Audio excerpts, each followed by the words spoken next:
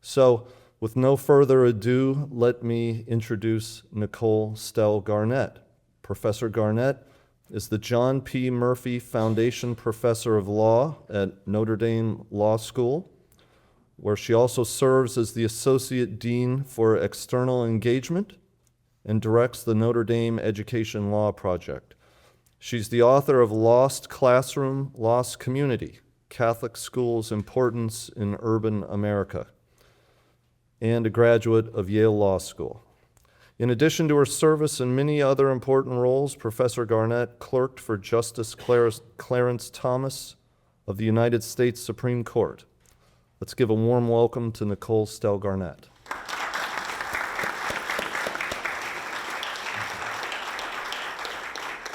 Well, thank you so much for having me here, and it's great to be here with so many and see so many old friends, including Clint Bullock, who is my second boss, because I had a clerkship before I started at IJ. My anniversary would be about 29 years ago, working to help defend parental choice and parental liberty. I graduated from law school in 95, and I started working for Clint in 96, and I think the first week I was at IJ, the lawsuit challenging the constitutionality of religious schools participating in the Milwaukee Parental Choice Program was filed, and we were off to the races. And I love that Clint always says that I was second chair. I just want everyone to know that was a metaphorical chair, because we were so intent on packing the courtroom with parents that I didn't get any chair. I was directed to stand as far away as possible and put my back against the wall, and so we could have a room full, not much bigger than this, really, packed full of parents and grandparents who were really trying to do what was right for their children. And those are really important days.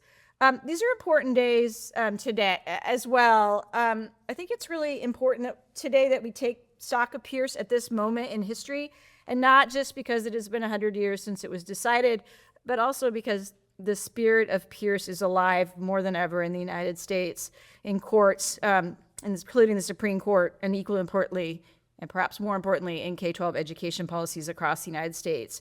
And this spirit of Pierce, I would say, is reflected in the lines that Clint quoted, and I won't re-quote them, but just to summarize, the government lacks the power to standardize our children by subjecting them and requiring them to accept instruction from public school teachers only. And the child is not the mere creature of the state, but the parents have the right to, and the freedom and the duty to direct their upbringing.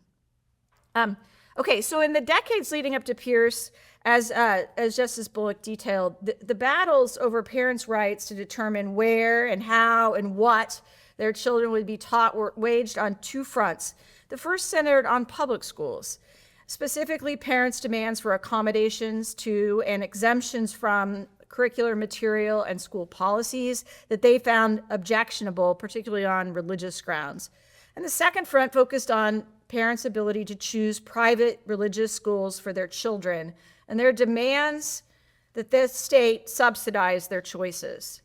Public school proponents believed and vehemently argued that public school accommodation and private school subsidization would undermine our ability, the government's ability, to form good citizens through the medium of public schools. So in the century since Pierce was decided, much about the landscape of K-12 education has changed.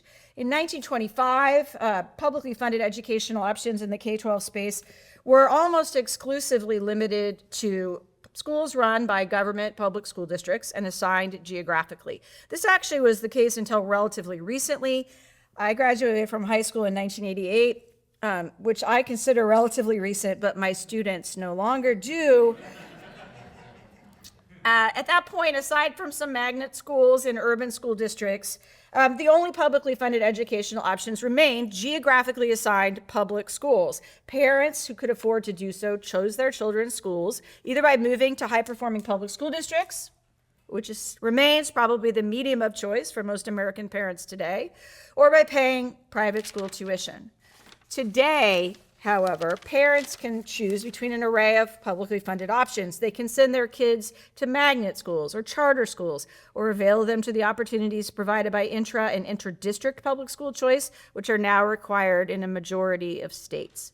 In an increasing number of states, 35 and counting, parents can access, or at least some parents, can access parental choice devices like vouchers and education savings accounts that enable them to use public education funds to send their kids to private schools or educate them at home.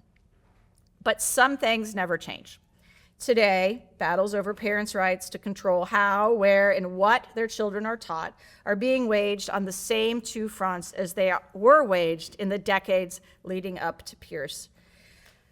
Parental choice advocates' tireless efforts to secure public funding for private educational options and defend those options in court are bearing fruit on a scale that no one could have predicted just a few years ago. And parents' demands that their children be exempted from public school policies that they find objectionable on religious grounds, this may be sounding familiar, are being aired at all levels, from local school boards to the Supreme Court of the United States. In fact, in June, proponents of parental rights in public schools secured a huge victory in a case called Mahmoud versus Taylor, which many of you would have heard about. In the 6-3 opinion, the Supreme Court held that the pre-exercise clause protects the rights of parents to demand that public schools exempt their children from taking part in curricular practices that threaten to, quote, undermine the religious beliefs and practices that the parent wishes to instill in her child. In 2022, Montgomery County, just down the street, Board of Education, maybe it's that way, I don't know. Anyway, added some LGBTQ storybooks to the kindergarten to 5th grade language arts curriculum. At first, the district said to parents, here, we're doing this, and if you want to opt your kids out, just let us know. But after a while, they stopped those practices, ceased the accommodations of parents. They cited concerns about administrability and maybe negative stigma for the parents for the children of the parents who didn't opt their kids out. So a group of parents from diverse religious backgrounds sued the school district, saying that the termination of the notice and opt-out policies violated the free exercise clause. The lower courts rejected these claims. They held that mere exposure to books with objectionable themes did not rise to the level of burden that was protected by the Constitution. And they also said, well, parents' rights are adequately protected by Pierce. They can leave if they want to. They can pay for private schools, or they can educate them at home.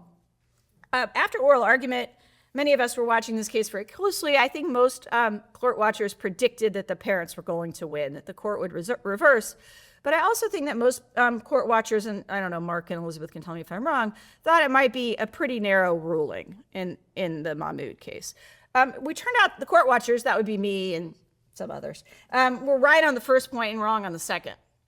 On June 27th, 2025, almost 100 years to the day after Pierce, the Supreme Court of the United States reversed the lower court opinions in a relatively broad opinion, agreeing that eliminated parental notice and opt-out mechanisms imposed a substantial burden on religious exercise that must be justified by a compelling government interest. The court, Justice Alito wrote the opinion, for the 6-3 majority, rejected the argument that mere exposure to objectionable curricular content is not a constitutionally cognizable burden on religious freedom.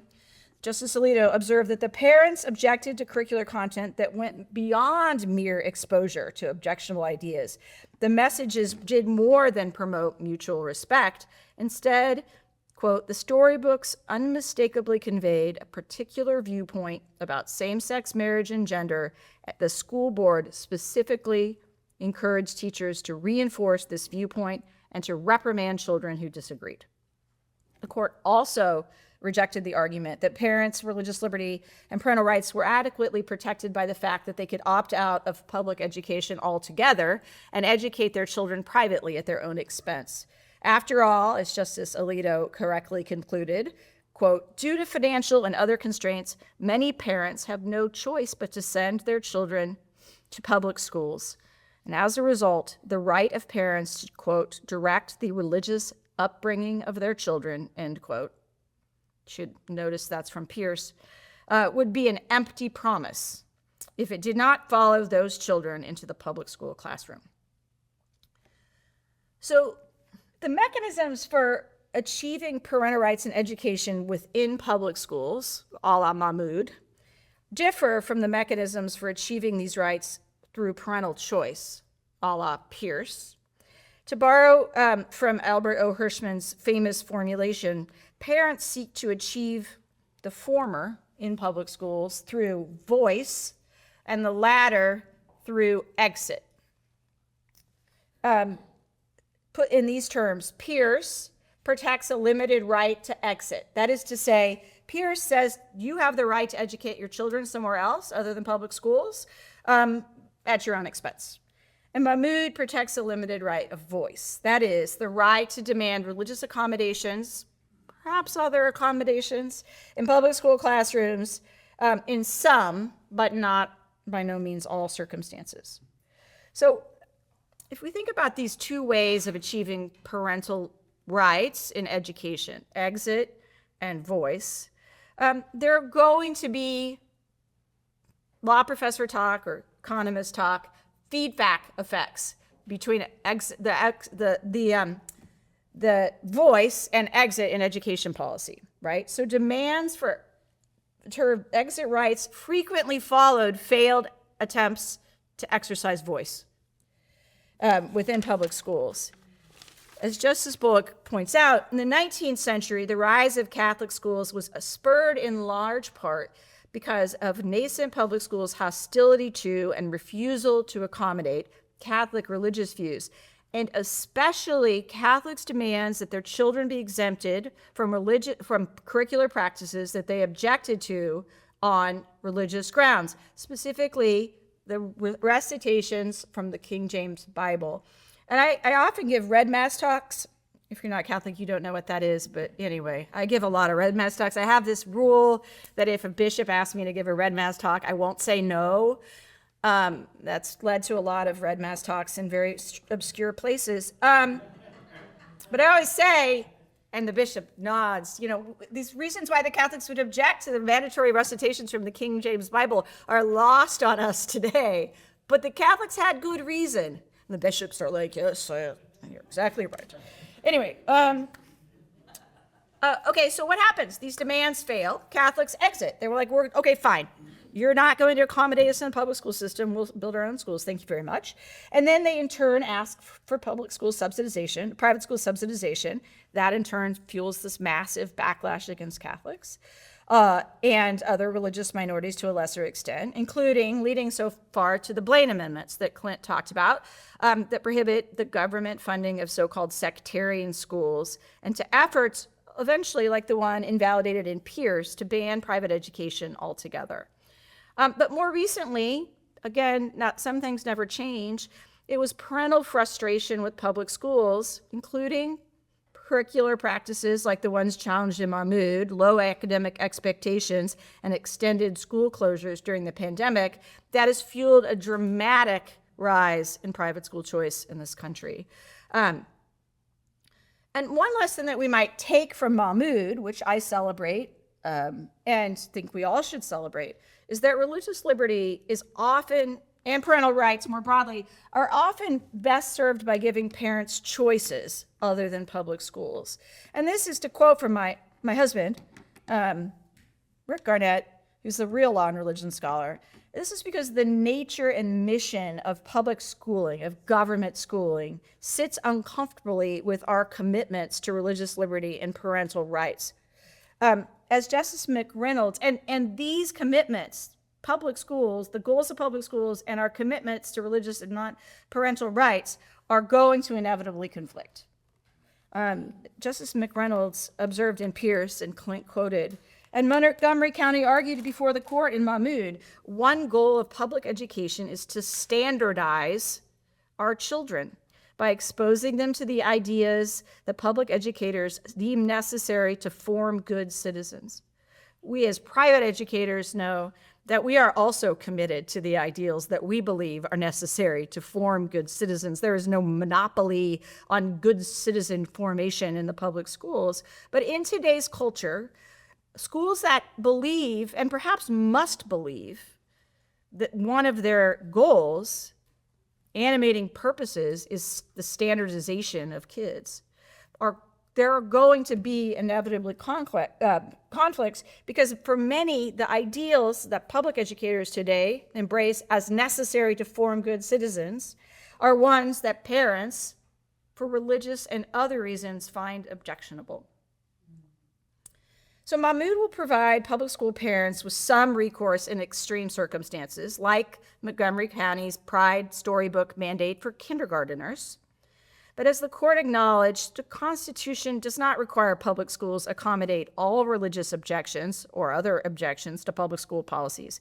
On the contrary, given the complexities of administering a public school system, probably some of you have taught in public schools, and the complexities and the difficulty of administering individualized opt-outs, the risks of disruption, Justice Alito made clear that, quote, as a general matter, schools have a compelling interest in having an undisrupted school session conducive to student learning.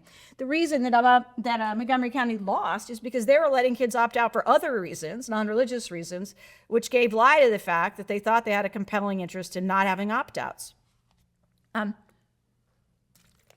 We don't know yet how Mahmoud, we could call Mahmoud Pierce Part 2, will play out in courtrooms and classrooms. No doubt the decision will fuel demands for religious accommodations in public schools and lawsuits challenging public school policies on parental liberty and religious liberty grounds. And it may well be that credible threats of litigation will lead to more accommodations, and that is a good thing. But one can expect that many public school administrators will resist demands for accommodation, both reasonably and unreasonably, and many judges will defer to their assertions that their decisions are justifiable, and some of them may well be. In other words, in some cases, parents may have sincere objections to public school policies that need not be accommodated as a matter of constitutional law. And in those cases, public school parents will face the same choice that the parents in Montgomery County faced: stay and have your kids exposed to objectionable ideas, or leave and finance private alternatives. Moreover, it is worth pointing out two things. One, at least in some cases, parents' religious beliefs require them to educate their children in religious schools. And two, Mahmoud is a religious liberty case. It doesn't provide any recourse for parents who object on non-religious grounds, and although I am not a public school parent, I have reason to believe that there are plenty of reasons for such objections. So, in fact, this is something Clint mentioned, Pierce was not a religious liberty decision. It was a due process decision. It was about liberty interests of parents. One of the plaintiffs was not religious. It was a military school. Mahmoud has, in some sense, reframed Pierce as a religious liberty decision, which it never was in the first place. And it's possible, but by doubling down on religious liberty as a ground for asserting parental rights in education, the Supreme Court is signaling that non-religious parental rights claims ought to carry less weight. This places Pierce, I think, as a doctrine on more comfortable footing with the court's conservatives, who are deeply skeptical of unenumerated rights. But it may leave some parents without constitutional recourse, even when their concerns are sincere and serious. So given all this, it's natural to ask whether, after Mahmoud, parents might demand on free exercise grounds that the parent accommodate their religious beliefs by funding their exit rights. Might limiting public education funding to secular government schools itself constitute an unconstitutional burden on religion, or perhaps parents' rights more broadly? Not presumably, actually, no, this is the case because they call me. Some religious liberty and parental rights advocates are considering filing lawsuits on these grounds as we speak. And this argument appeals to me as a parental choice advocate. But I doubt that Mahmoud and Pierce can or will be stretched this far. It's just too hard, given the administrability concerns and current doctrine, to make it work. Even judges that might be open to the argument would have serious reasons to think twice before holding the Constitution requires the government to fund private schools as a way of accommodating parents' objections to public schools. Okay, so that said, the news for parental rights in education is not is overwhelmingly good, and not just in the public school space. To return to where Justice Bullock left off with Zelman versus Simmons-Harris, Zelman cleared the federal constitutional path to parental choice expansion by rejecting the argument that the federal establishment clause prohibits the government from enabling parents to spend public funds on private religious schools. But after Zelman, the question remained open whether states might choose to fund secular but not religious options. And this was a particularly important question because of the long shadow of the Blaine amendments, which, with all their anti-Catholic warts, which prohibited states from funding sectarian schools in many states. Although many, interestingly, in the years between Zelman and finally answering the question that we'll talk about in a second, few courts actually interpreted their Blaine amendments to block parental choice. They mostly said, we're going to accept this indirect aid model when we're going to allow these voucher programs or whatever to go through.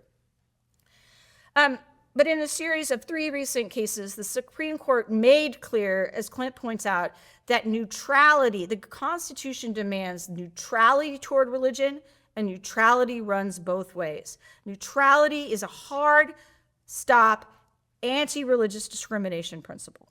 In Trinity Lutheran Church and School versus Comer in 2017, the court held that Missouri violated the free exercise clause by excluding a religious preschool from a program that provided recycled tires for playground resurfacing, citing the state's Blaine Amendment, which apparently prohibited Lutherans from getting recycled tires. Very dangerous. Espinoza versus Montana Department of Revenue in 2019, the Montana Supreme Court held the court held the Montana Supreme Court violated the free exercise clause by invalidating a modest private school choice program in order to prevent any money from going to religious schools. Again, the court says quite clearly, we don't actually care what your Blaine Amendment says. We don't actually care what the Montana Constitution says. With this thing called the Supremacy Clause in the Constitution, federal law trumps state law. This is religious discrimination. It's unconstitutional. And then finally, in 2022, in Carson versus Macon, almost 20 years to the day, I went and looked. I think it's off by 2 days from Zelman, 20 years after Zelman.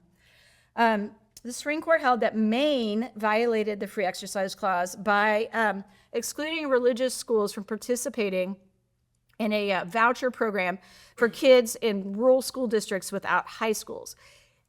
Interestingly, Maine had allowed religious schools to participate in this program for 100 years, until 1980, when the state decided it violated the Establishment Clause and kicked the religious schools out of the program, leading, sadly, some of those religious schools to secularize in order to continue participation. But Carson says, again, reiterates, this is religious discrimination. And it says something also that's quite important. It says, Maine had defended its exclusion of religious schools. It said, we're not excluding them for being religious, you see. We'd happily have the religious schools. We're just excluding them for teaching religion. So we can't have that. So any religious school that wishes to participate can do it, but just can't teach religion. Supreme Court says this so-called status use distinction is a distinction without a difference.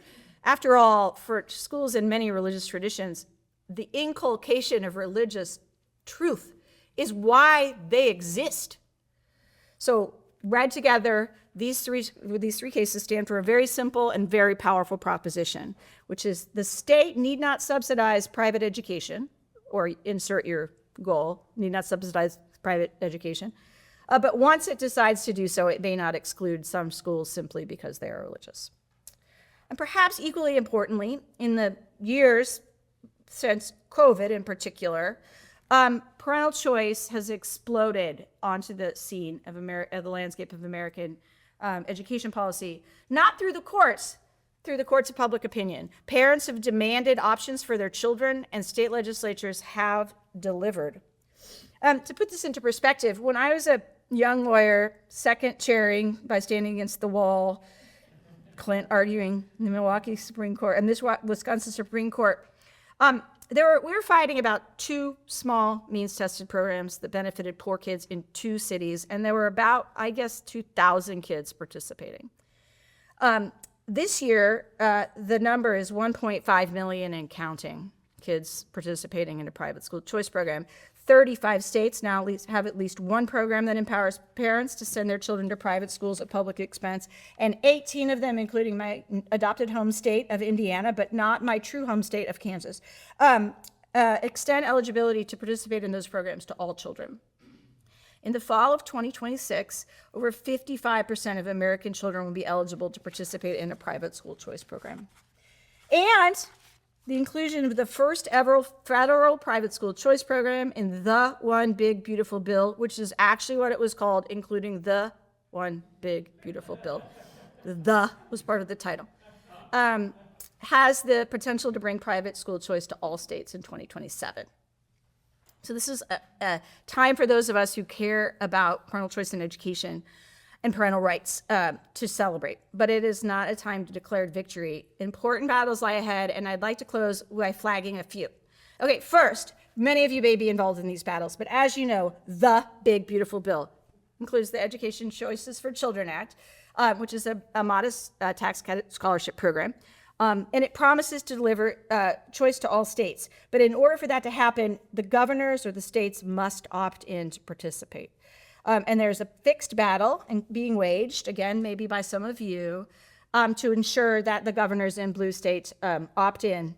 But not surprisingly, opponents of parental choice, especially the teachers' unions, are waging an equally fixed battle to oppose participation under any circumstances, despite the fact that millions of federal tax dollars to educate poor children, free money, is on the line. Second, when new programs are enacted, they are still challenged in court. Opponents have now been deprived of their first and second offensive lines, the Federal Establishment Clause and State Blaine Amendments. Those have been benched by the Supreme Court of the United States, but there's always the third string. The third string argument against private school choice is that state constitutional provisions mandating that states establish public schools prohibit them from funding other alternatives. These are stupid arguments. But no offense to Justice Bullock, some state courts are stupid. So it is really important to keep our eye on the ball and file amicus briefs and tell the courts why these arguments are stupid and why private schools and private school choice is a supporting public education. We can support the education of the public in many ways. I see Gailey here. There's currently the Utah Fits-All program has been declared unconstitutional by a state trial judge. There's litigation in Wyoming, litigation in Arkansas, Iowa, I believe. Maybe not Iowa. Anyway, so we have to keep fighting these battles. Third, despite these Supreme Court's opinions about the demand of prohibiting religious discrimination in public programs, literally hundreds of state and federal programs continue to discriminate against religious conduct and religious institutions. A majority of these programs are education programs. If you would like to learn more, you can go to my website, religiouslequality.net. I welcome any lawsuits that anyone would like to file or nasty letters to state legislatures or the Attorney General of your state. Right now, we only have identified about 500 state programs that violate the free exercise clause on religiouslequality.net, which is a joint project between Notre Dame Law School and the Orthodox Union, the Teach Coalition of the Orthodox Union. But we're about ready to put up the federal programs too. There are plenty of problems in the federal government. Obviously. Okay, so finally, the dramatic expansion of parental choice is a tremendous opportunity, but not one without peril. Private school choice, we have learned, is not a panacea. It is hard work. And opponents will seize on any bad news to discredit parental choice and the parental rights movement.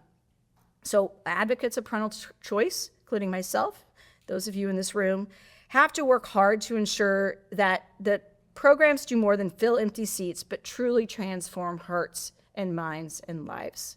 And we need to attend to the real risk of regulatory creep that will undermine educational pluralism by seeking to standardize not just our children, but our private schools, conforming them to public education standards, threatening religious liberty, and leading the best private schools not to participate. If you think this isn't a real risk, I will point you to what happened in Maine after Carson. After Carson said you have to let the religious schools participate, Maine immediately adopts a bunch of regulations that says, sure, you can participate. You can't discriminate on the basis of, you name it, including religion, in hiring and admissions. And by the way, if you want to teach religion, you have to teach them all.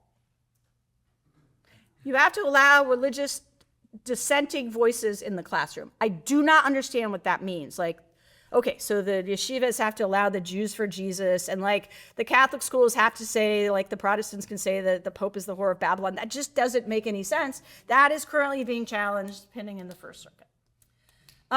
So battles lie ahead. But in closing, I want to return to where I began, to Pierce. My own Catholic faith teaches that parents are the first and best educators of their children.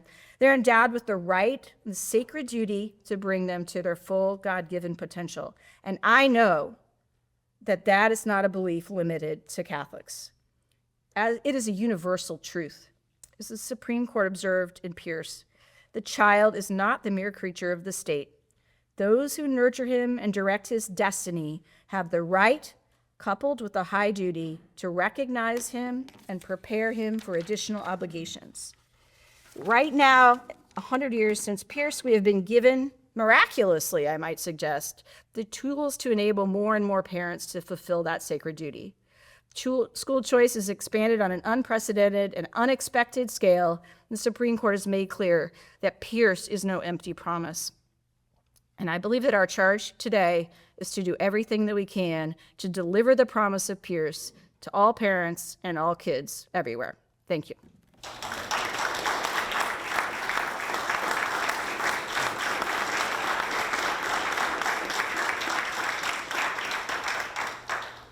So I have time for questions. Mark. Thanks, Nicole. That was wonderful and interesting, and I wondered if we could reflect a little bit about the Oklahoma charter school case and what happened in it. I mean, since you were... I have no idea. No. I just say, but sort of general reflections and retrospective reflections on that case, and whether you see other cases, other important cases on the horizon that are going to bring similar kinds of challenges, and what the sort of landscape looks like with respect to that.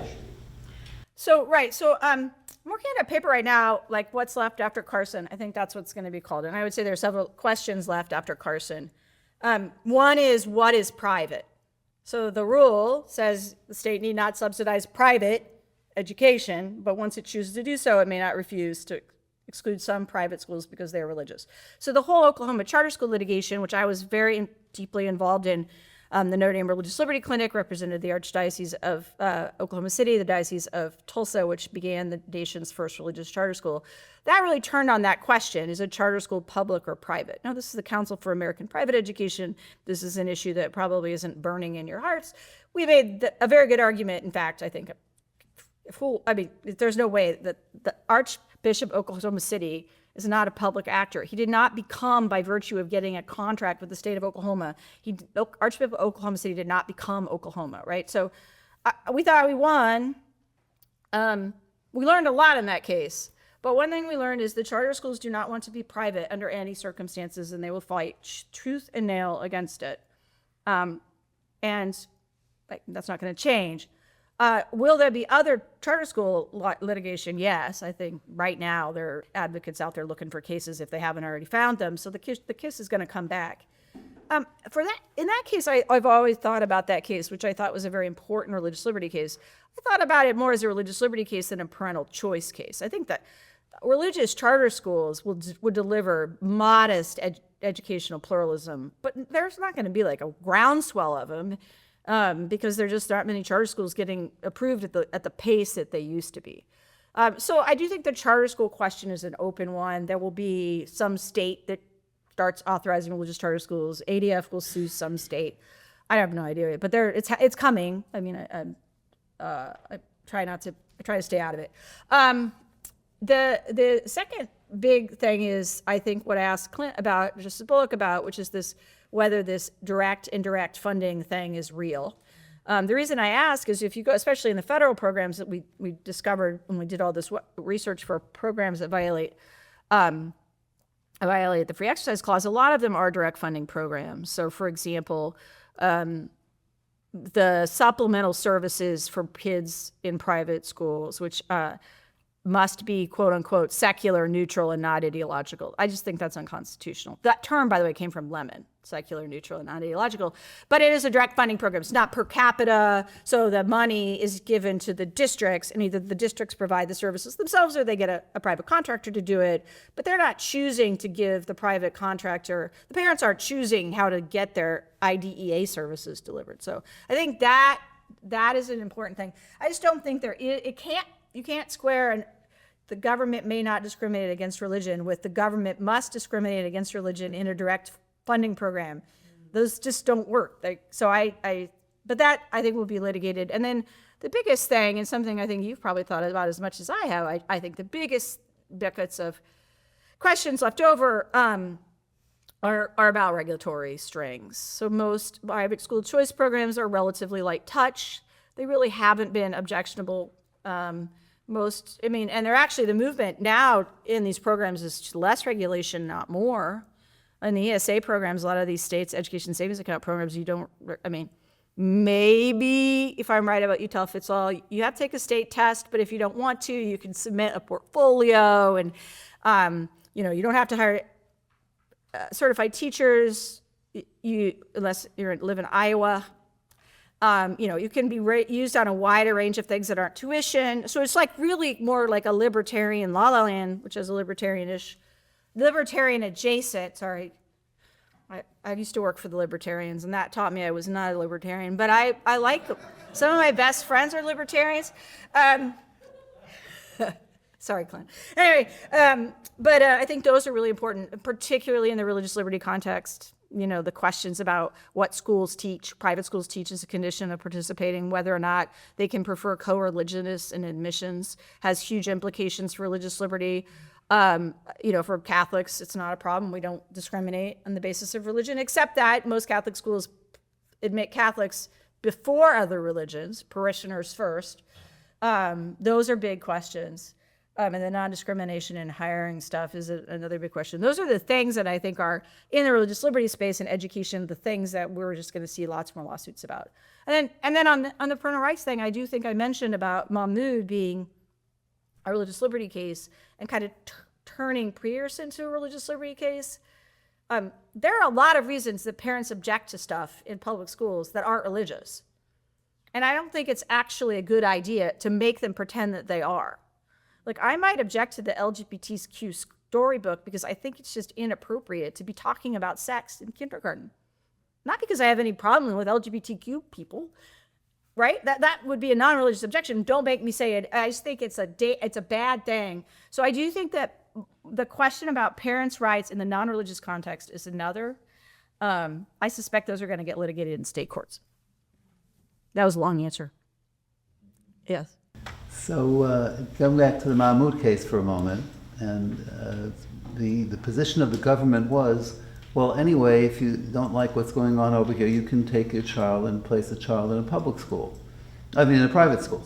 Does that mean that they were conceding that in the context of a child who's in a private school that there would not be any obligation to teach the LGBTQ?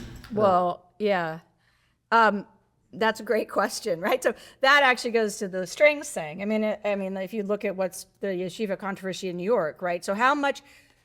No, I mean, it doesn't mean that the government won't try to I'm worried about the government trying to standardize private schools as much, right? So you must. I think in New York the rule is substantially equivalent to a public school education, a rule that had never been enforced, but. It carries enormously dangerous potential. It is very, yeah. And in the private school choice world, we haven't seen that much of that. I mean, New York isn't imposing these regulations on the yeshiva schools because they're getting public funds. They're just imposing them because they exist. But I do think there is that real danger. I mean, I don't think it means, oh, well, your best bet is you can leave and then go find a school that will conform which means that we can't regulate the school to conform to our standards. But they don't mean that. They don't mean that at all. Now, luckily, I think private schools have been able to fight off a lot of regulations in private school choice. And I do think that moving from, in the parental choice context, from a voucher to an ESA model makes it much harder to impose regulatory restrictions. Because ESAs, education savings accounts, are not just vouchers. I mean, like, are they going to impose non-discrimination requirements on horse therapy in Arizona? I mean, it doesn't matter. But anyway, I think it is a real risk. And I think one nice thing I will say about Mahmoud, although it was a public school case, at least as I read it, I do think it gives private schools some recourse if the regulations get to the point of them saying, like, you're turning us into something we actually can't be religiously. We don't want to teach that. We can't teach that. There's a Hasidic girls' school in England, which was found to be not offering appropriate education because they didn't have the LGBTQ agenda, and they didn't teach that marriage includes marriage between people of the same gender. I'm aware of that case because the Notre Dame Human Rights Clinic is about to file a brief in that litigation. But yeah, and then internationally, and it can eventually creep in here as well, I'd imagine. No, I mean, I think in the international space, there are these really pernicious things some of you may have heard of called the Abidjan principles, which are some self-appointed experts got together and said this is what education policy should look like, and private schools should not be funded, and they should be regulated to look exactly like public schools. And in the global South, it's a real problem because a lot of this is starting to get reflected in education policy. But I mean, I'm aware of the litigation in England. I think one thing we need to think about as a religious person, I think about this a lot, is like if in a secularizing world, it's harder and harder to explain religious exceptionalism. Like, why? I can't send my kid to the public school because my religion requires me to send the child to Seventh-day Adventist school or whatever. Like, people don't understand. If they don't understand religion, they can't understand the requests for exemptions. They can't understand the request not to conform to these norms, the standardizing norms that everybody sort of agrees with. I don't think the courts are going to save us from that, but I do think it's something that's important something to worry about. As Thomas Jefferson apparently did not say, eternal vigilance is the price of liberty. Yes? As someone, I'm going off subject a little bit, I play in the Red Mass in New Orleans. So what is your topic typically whenever you what topic do you do at the Red Mass? Because we've never had anyone speak like that. It's usually the Archbishop of New Orleans who speaks, and the mayor gets up there, but she can't get up there right now. So what would your topic typically be? Because now my gears are running. I'm not giving it away. So I have a really good Red Mass speech. My husband said, you should publish that. I'm like, oh no, because then I can't say it over and over again. No, I have a speech that is about parental rights and religious liberty in education. Yeah, I didn't know if you like gave them, all right, so these are the laws we're doing, like while a church mass or service is going. Well, so most Red Masses that I've given to, there's like the homily, there's the mass, and then there's a dinner. Oh, we can't. You don't do that. Okay. It's like 2,000 people in this church. No. You don't have a dinner with a speaker? No. Okay. I mean, I'm a good Catholic, so I'm aware that I'm not allowed to stand up and to preach in the church. Sure, we go have dinner. I'll come have dinner with you. Come on down. I'll give you my Red Mass talk over some good New Orleans food. That's fine. Yes. I mean, just more generally, first of all, fascinating. Really have enjoyed learning from you. What were the implications for homeschooling related to all of this? I mean, you talked about the rise in private schooling. We're noticing major rise in homeschooling too. How do these decisions impact parents' decisions to be doing that, or are there other forces at play as well? Yeah, so I will say one thing so it's very hard to get numbers on homeschooling. Maybe you have good ones. So I actually was really confused once. It said, the statistics go like this. About 10% of kids are in private schools 90% are in public schools, 6% of the kids in public schools go to charter schools, and 5% are homeschooled. And I'm like, that's 105, and that I don't understand. But that it's not counted as students. But anyway, yeah, the massive rise since COVID of homeschooling. Interesting, one of the things after Pearson Meyer, the homeschoolers fought tooth and nail for the right to homeschool in the 70s and 80s, and they raised Pierce claims. They never really won that on constitutional grounds, but they are really organized. And they won pretty much maximal freedom legislatively. And I do think, again, to the Mahmoud case, which is again about a public school thing, I think, and I'd be curious for the two other law professors here, what they think about this. If you read that case, I don't think it gets you to the government must fund private education, but I do think it gets you to some pretty serious religious liberty scrutiny of things like homeschooling or private school regulation. If the court is serious that like these kinds of things that go to the core of what it means to be religious are something that the government's not supposed to be messing with. Now, the homeschooling, it's interesting that there are threats still. Illinois, I understand, is currently attempting to regulate homeschooling in a way that is deeply problematic, including making parents submit their curriculum to the local school boards. This is would be a legislative law, a law that I think has not yet passed, but there's been a lot of pushback against that. Homeschoolers, I'm not a homeschooling parent. My only homeschooling experiences during COVID, and I was really bad at it. I would never do that. But anyway, you know, they have really carved out a lot of freedom for themselves, but it hasn't been constitutionally. It's been legislatively mostly. Yeah. What status do Blaine amendments have now after Espinoza and Carson D. Macon? Are they repealed? Are they neutralized? How should we think of them? So most Blaine amendments are neutralized. I think it's always important to be, so what, Espinoza and Trinity Lutheran, so Maine didn't have a Blaine amendment. Maine doesn't even have an establishment clause. But both in Trinity Lutheran and Espinoza, the state said, we have to do this because of our Blaine amendment. And in both of those cases, the court said, no, because the free exercise clause trumps your state anti-establishment goals. So we don't actually, the court's basically saying, I don't really care what your constitution requires. You have to comply with the First Amendment, right? So to the extent that Blaine amendments require religious discrimination, they cannot be enforced after these cases.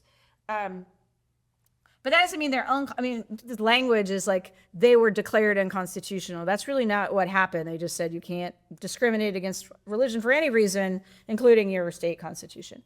Now, there are a handful of state Blaine amendments that are technically apply to all private schools. Michigan is the worst. South Carolina, Arizona, Alaska. And those, I don't know if their religion, it'd be interesting. They usually say the state may not subsidize sectarian or other private schools. I don't know whether that's religion neutral or not, but it applies to all private schools. Those cases don't really address those Blaine amendments. So South Carolina, there was a very disappointing opinion recently where South Carolina passed a education savings account. The South Carolina Blaine Amendment prohibits the direct funding of sectarian or other private schools. The Education Savings Account program gave parents like $5,000. It put it in an account, and it says, you tell us, parents, where to send the money. Now, the South Carolina Supreme Court, talk about dumb, found that that was a direct funding. The parent said, you send it to the Muslim school, you send it to the whatever, the Talmudic scholar in Israel who's going to tutor my kid. That was direct funding because the state sent the check. And that's lawless. But so there are still places where their Blaine amendments are going to be enforceable. And then there are places like Michigan where the Blaine Amendment really isn't a Blaine Amendment. It was written by the teachers' unions in the 1960s, and there's really no way around it without a constitutional amendment. No question? Well, thank you.